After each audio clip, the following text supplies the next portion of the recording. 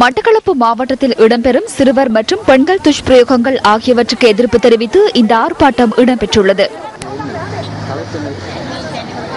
பெண்கள் மற்றும் சிறுவர்கள் மீதான வன்முறையை ஒழிப்போம், காத்தான்குடி சிறுமியின் பாலியல் துஷ்பிரயோகம் மற்றும் படுகொலையை கண்டிப்பதுடன் நியாயம் கிடைக்க வேண்டும் என்ற கோரிக்கைகளை முன்வைத்து இந்த ஆர்ப்பாட்டம் நடைபெற்றது.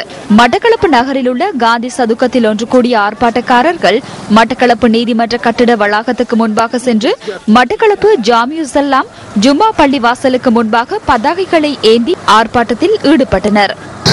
கடந்த 2 வாரங்களுக்கு முன்னர் 8 வயது சீமா என்கின்ற சிறுமியின் உயிர் ஒரு கொலைகாரனின் காம இச்சைக்காக மிக சொற்ப வேளையில் காவு கொள்ளப்பட்டது.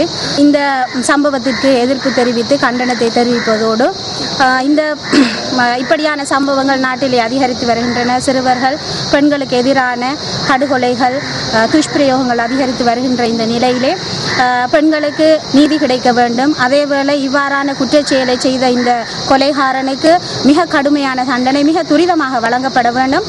சிறுவர் துஷ்பிரயோகத்துக்கு எதிராக அணிதிரள்வோம், சிறுவர் துஷ்பிரயோகம் செய்பவர்களுக்கு உச்ச தண்டனையை வழங்குங்கள் போன்ற பதாகைகளை ஏந்தியவாறு பிரதேசத்தில் உள்ள அதிகளவான பெண்களும் இந்த ஆர்ப்பாட்டத்தில் ஈடுபட்டனர்.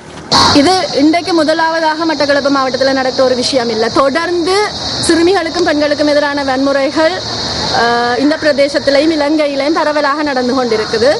மட்டக்களப்பு மாவட்டத்தில் உள்ள பெண்கள் அமைப்புகள் இணைந்து இந்த ஆர்ப்பாட்டத்தை ஏற்பாடு செய்திருந்தன.